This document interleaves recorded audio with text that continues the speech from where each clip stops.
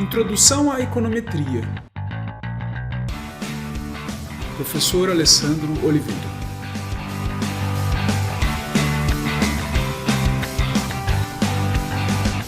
Fundamentos metodológicos.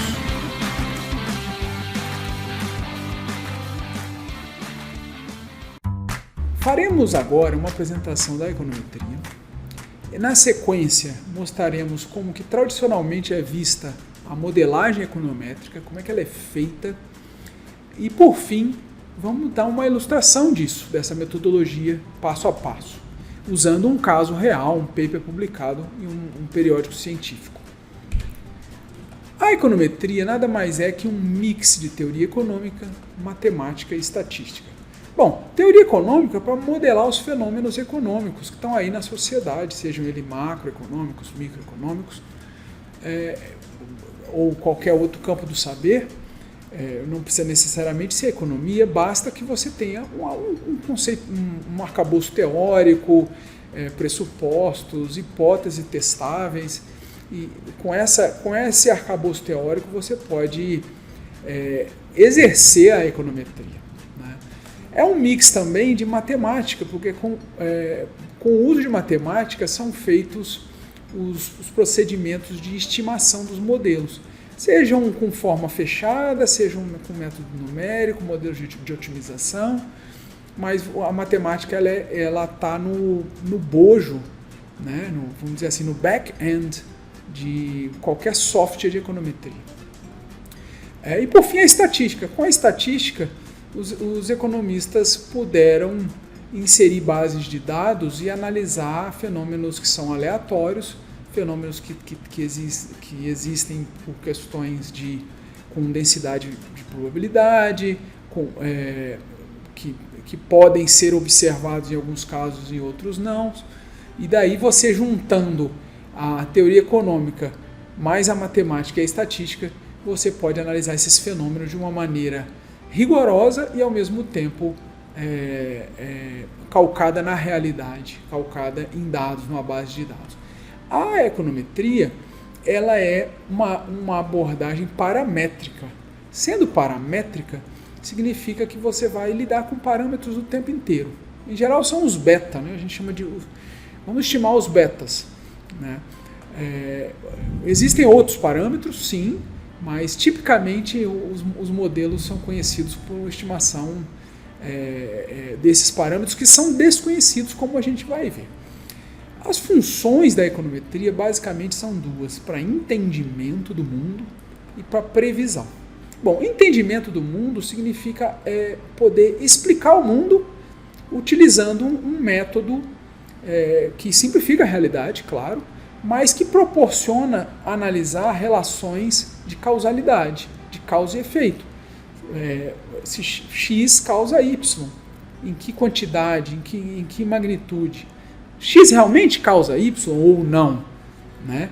Então, em geral, os economistas estão interessados em analisar, em fazer inferências estatísticas com relação a determinadas variáveis. E inferências estatísticas envolvem dizer se uma variável causa ou não causa, né? O que é muito importante na especificação de modelos. Mas também não é só para entender o mundo que vive a econometria. A econometria é a abordagem de previsão. A partir do momento que você entende o mundo, você pode fazer certas previsões. Essas previsões podem ser dentro da amostra ou fora da amostra. Por exemplo, criação de cenários futuros, ou cenários abstratos, cenários possíveis. Então a econometria ela também permite fazer isso. A econometria vem sendo influenciada pelos métodos de machine learning, tanto nas estimações de modelos que permitem entendimento, quanto na questão da previsão, até porque o machine learning é reconhecidamente um método muito eficaz de previsão. Com relação à modelagem econométrica, a gente pode usar o arcabouço que consta no livro do Gujarat e Porter, 2011, onde ele trata mais ou menos, essa é uma adaptação, dessa forma. Você tem um fenômeno, um modelo conceitual, os dados, o modelo econométrico em si, a estratégia de estimação e os resultados. Bom, o fenômeno. O fenômeno é o que você está observando, é o que o pesquisador observa, o analista observa. E para isso, ele precisa ter um bom entendimento desse mundo que está sendo observado, né? Não basta ir direto para os dados, não basta ir direto para uma modelagem, para uma estimação de resultados. É preciso entender as nuances do fenômeno, até porque você vai ter que fazer um modelo conceitual. Então, um bom analista, um bom econometrista também é um bom entendedor do fenômeno que está sendo estudado. O modelo conceitual é justamente a parte teórica da econometria, né? Se você estiver no campo da economia, é teoria econômica ou alguma abordagem de inspiração teórica, né? Quando você faz links de variáveis, né? Você imagina que nesse momento a gente não tem variáveis ainda, não chegamos nos dados, mas você tem conceitos. Você tem o conceito A, o conceito B, o conceito C, e você acha que esses conceitos estão interligados de alguma forma para explicar o fenômeno, para explicar o mundo, né? Então a econometria vai partir de uma explicação do mundo, de alguma coisa que te interessou como pergunta de pesquisa, e aí você vai, no mínimo, discutir quais são os principais conceitos e como é que eles se interagem. Você também pode fazer levantamento de hipóteses. Espera-se que haja algum levantamento de hipótese. Não é todo artigo que explicitamente coloca as hipóteses listadas a serem testadas, mas presume-se que você está testando hipóteses e essas hipóteses estão no modelo levantadas durante o modelo conceitual. Os dados. Bom, uma vez que você tem um modelo conceitual e você sabe que fenômeno que você vai analisar, você vai fazer a coleta de dados. Esses dados podem já estar disponíveis ou não, né? Mas com esses dados você vai estimar os parâmetros. Para que eles sejam bem estimados, você precisa entender os dados, você precisa entender o processo gerador desses dados, né?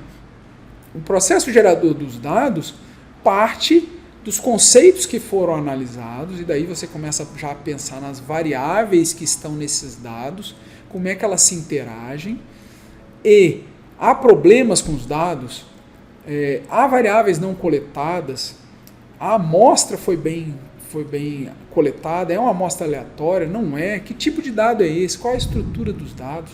Né?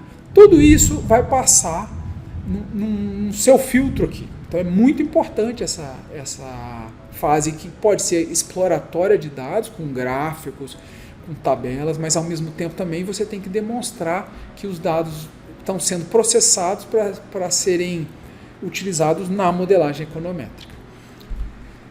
Uma vez tendo um modelo econométrico, uma vez tendo os dados, você agora parte para fazer o setup do modelo econométrico. E o setup significa especificar o modelo. A especificação de modelo envolve dizer qual é a forma matemática desse modelo. Tá? Ele é paramétrico, então ele tem que ter parâmetros, ele tem que ter as variáveis linkadas aos parâmetros. Né? É um modelo linear? É um modelo não linear? A gente vai ver que os principais modelos em geral ainda são os lineares, apesar de que a área não linear ela é imensa, né? Tem vários modelos, né, de modelo de escolha discreta, dentre outros. E daí você começa a especificar quais são as variáveis que vão fazer parte, quem é o y, quem são os x. A gente vai ver isso. Tá? Uma vez formulado o modelo econométrico e discutido cada uma das variáveis que você levantou, né, isso precisa ser discutido, apresentado, mostrado como foi construído a partir dos dados. Né? Aí você parte para a estratégia de estimação. Como é que eu vou estimar os parâmetros? Se é uma abordagem paramétrica, eu tenho que estimar esses parâmetros. Bom, eu vou usar um estimador. Né? Esse estimador vai ter vários requisitos. Né? Existem vários problemas da econometria, né, que são por falta de observabilidade, são questões que os dados não são bem comportados ou não se comportam como o estimador mais simples funciona. Então você tem que fazer toda uma estratégia para convencer o leitor de que você tem um modelo econométrico bem estimado.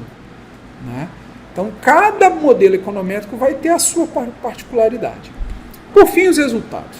A gente vai adotar uma abordagem pluralista de modelos. Tá?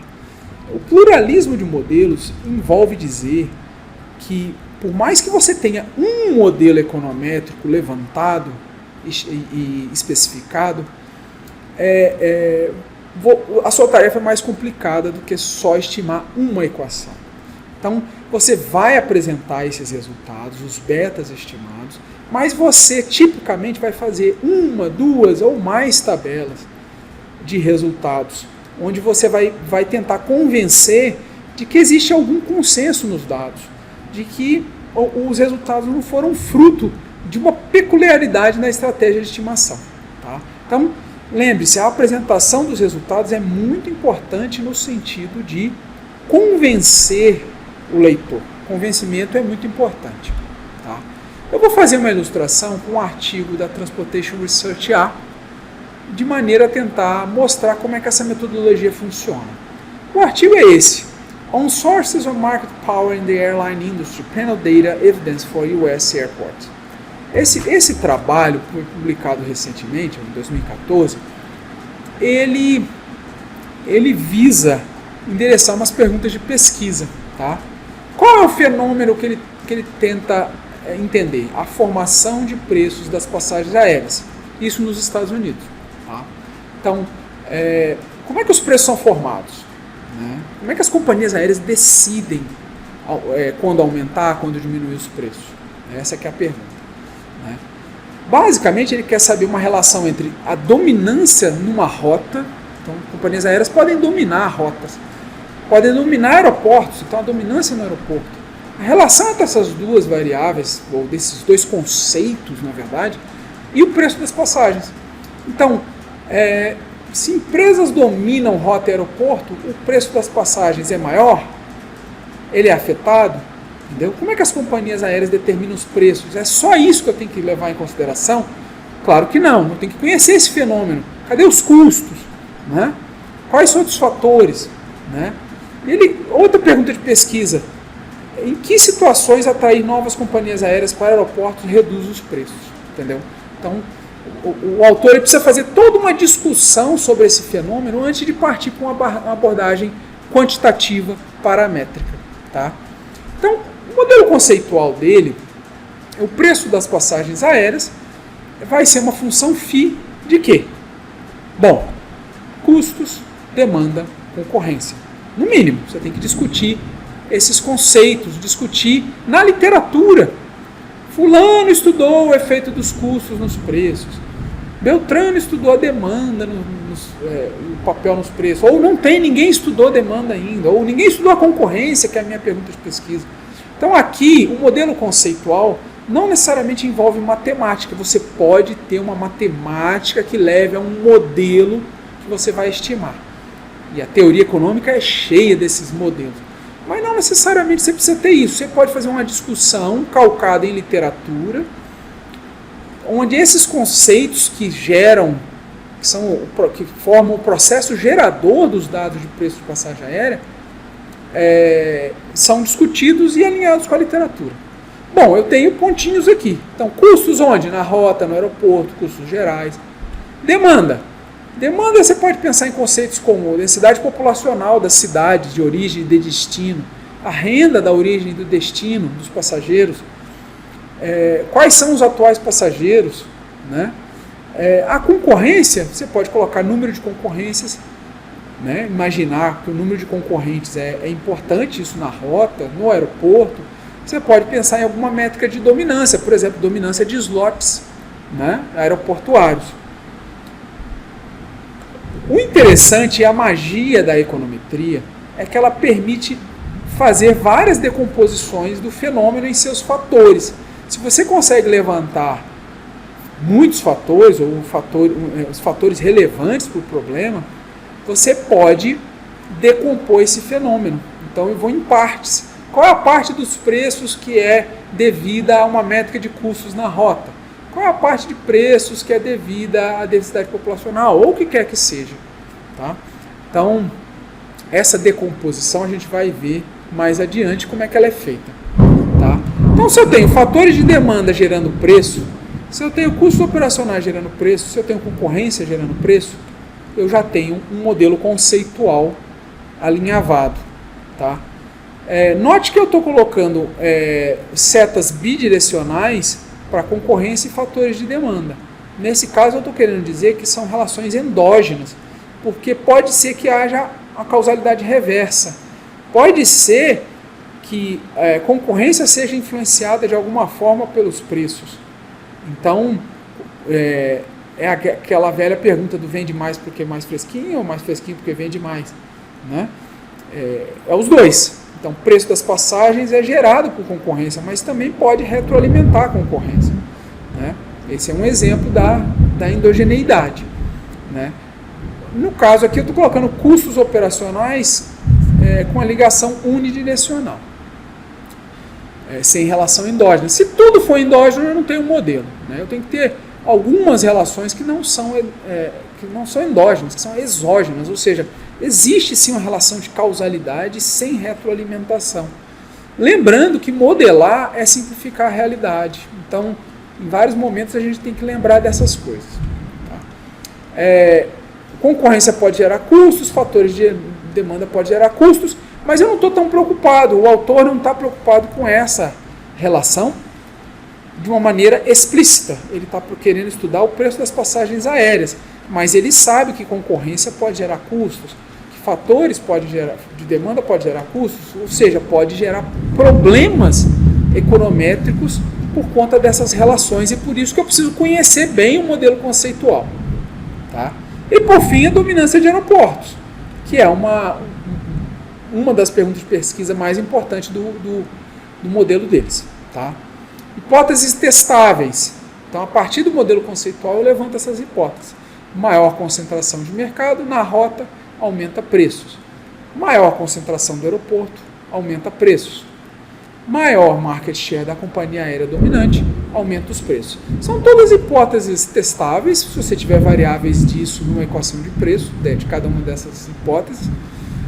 E é claro que são perguntas intuitivas, a gente tem uma noção inicial, um senso comum, né, de que essas relações são positivas, essas hipóteses são verdadeiras, mas ciência é isso, é você levantar hipóteses, ver se essas hipóteses já não foram testadas na literatura, levanta as hipóteses e testa as hipóteses. Testar a hipótese não quer dizer necessariamente validar uma teoria, ou você está principalmente contribuindo com a construção do conhecimento científico. Bom, se eu tenho um modelo preço das passagens aéreas como função dessas coisas, né, agora vamos para o modelo econométrico. E o modelo econométrico envolve você especificar o Y. O Y aqui, quer dizer, a variável que você vai estudar, né? Preço médio das passagens aéreas no aeroporto. Você está vendo? Ele já está tendo que descrever a variável. Antes era só um conceito, preço das passagens aéreas. No seu estudo, como é que você mediu o preço das passagens aéreas? Eu fiz o preço médio das passagens aéreas no aeroporto, tá bom? Então essa é uma pergunta, essa é uma questão que está sendo respondida, né? Endereçada.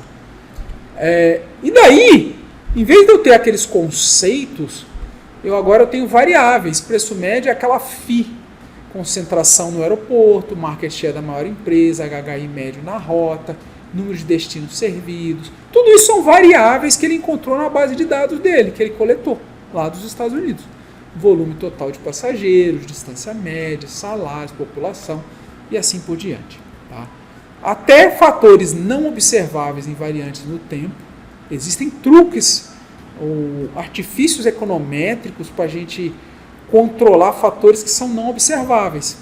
Nesse caso, em variantes ao longo do tempo. Fatores não observáveis, aleatórios e variantes no tempo. Esses já são mais complicados da base de dados deles. Né? Então, esses vão ficar provavelmente nos resíduos, que é como a gente vai ver, o resíduo da regressão. Tá? Opa! Agora eu já estou dizendo que essa variável está medida em LN, em log, em logaritmo. Então, os autores preferiram medir as variáveis em logaritmo, que é uma transformação muito utilizada. E por fim, ele está usando um modelo aditivo. Linear, ele é log-log, né? Ele foi mapeado numa linear com um logaritmo. Por que ele é mapeado numa linear? Porque ele é tudo aditivo. A gente vai ver isso depois. Tá? Mas olha aqui os parâmetros. Beta 0, beta 1, beta 2. Ó. Beta 0 mais beta 1, LN concentração no aeroporto. Mais beta 2, LN market share da maior empresa. Mais beta 3, LN HHI. Tá vendo? Tudo aditivo. São termos. Esse termo beta 2, LN market share, ele é destacável. Ele está aqui ó, sozinho, isolado. Beta 2, ele é o efeito que eu vou estimar. Eu quero estimar esses parâmetros. Qual o efeito de market share no preço médio das passagens aéreas? Beta 2.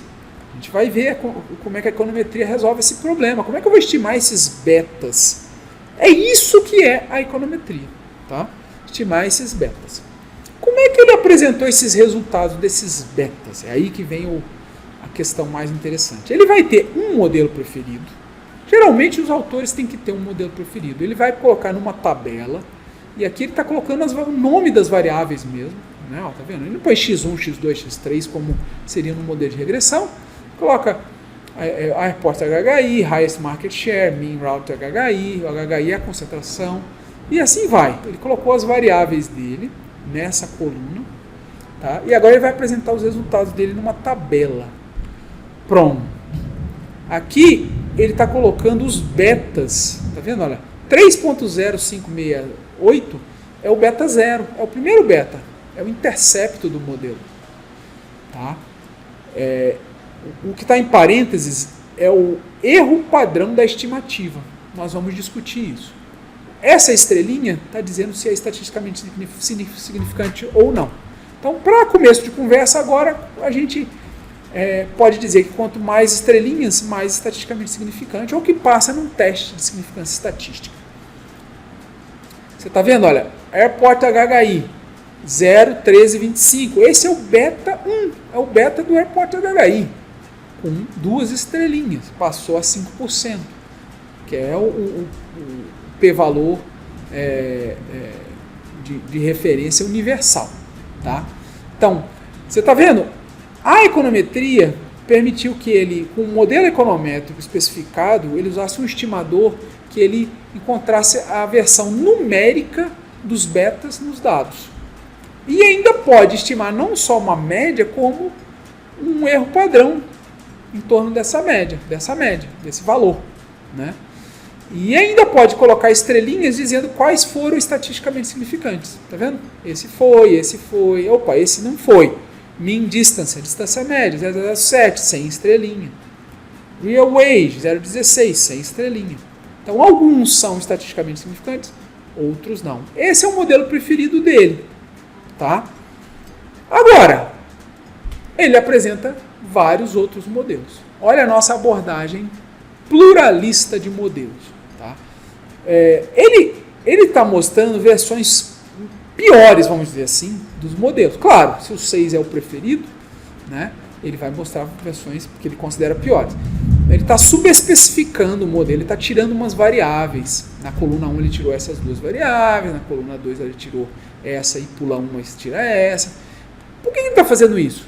Ele está só querendo mostrar uma análise de sensibilidade, que em econometria é chamado cheque de robustez. Tá? Aqui é o grande momento para você dizer se esse modelo preferido funciona ou não. Tá? Então, veja bem, eu estou aqui, ó, Airport HHI 0,1261 na coluna 1, estatisticamente significante. Lá na coluna 4 ele também colocou Airport HHI, também foi positivo, estatisticamente significante. Lá na coluna 6, também positivo, estatisticamente significante. Ou seja, a significância estatística e o sinal e o valor não se alteram muito nas especificações que ele está usando.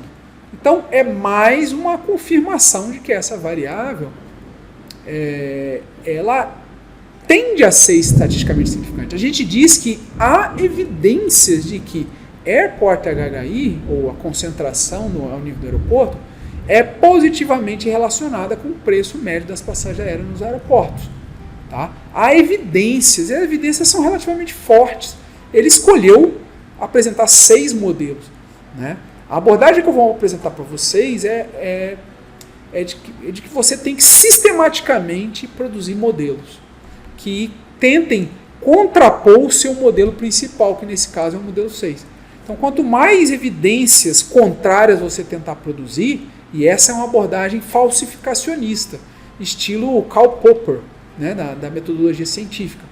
Você produz um resultado e depois vai gerando versões do modelo, na abordagem pluralista, para tentar desmistificar, vamos dizer assim, o resultado do modelo principal.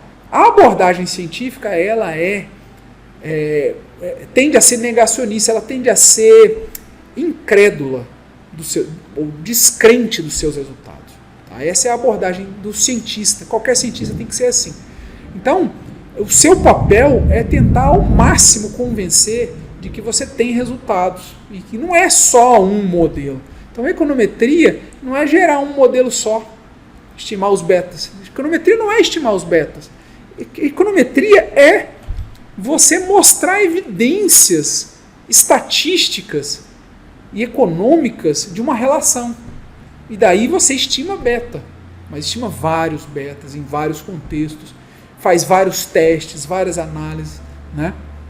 Então, se essa era uma variável importante para ele, né, fica mostrado a evidência. Agora, ele tem variáveis aqui, olha, o highest market share, o maior market share da empresa maior, e a concentração média na rota. Ele tem variáveis aqui que não foram estatisticamente significantes, nem no modelo principal. Então, nesse caso, a evidência é forte. Há uma evidência forte de que essas variáveis não são relacionadas aos preços. Então, não ter estrelinha também é um resultado, tá bom? A gente não tem que ficar correndo atrás de estrelinhas ou de significância estatística, a gente vai abordar isso quando eu apresentar o OLS.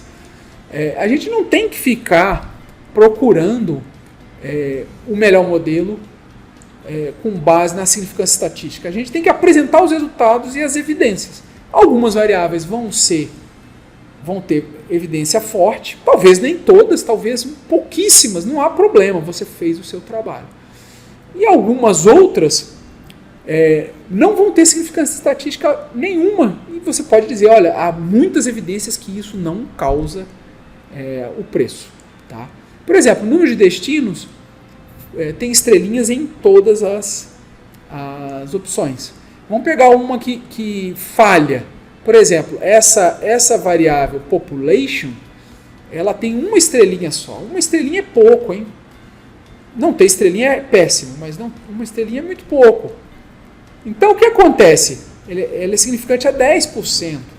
Então, você tem evidência limitada. Então, quando as estrelinhas somem de uma coluna para outra, quando você tem estrelinha uma estrelinha só, né, significante a 10%, a evidência é limitada, entendeu? É resultado. Então, qualquer resultado econométrico é resultado, porque você está gerando conhecimento. O mais importante é que você tem que contrapor ao máximo o seu modelo favorito. Você não pode ficar preso a uns poucos modelos. Tá? Bom, nosso balanço. Quais foram os tópicos que nós abordamos? Nós fizemos uma apresentação da econometria. Com isso, nós pudemos analisar as áreas do saber, matemática, estatística, teoria econômica, que fazem parte da econometria. Nós ilustramos, nós apresentamos a modelagem econométrica, qual é a metodologia de modelagem econométrica, e fizemos uma ilustração usando um caso real. Com esses conhecimentos, a gente pode ir adiante no entendimento do modelo de regressão e partir para as estimações utilizando bases de dados.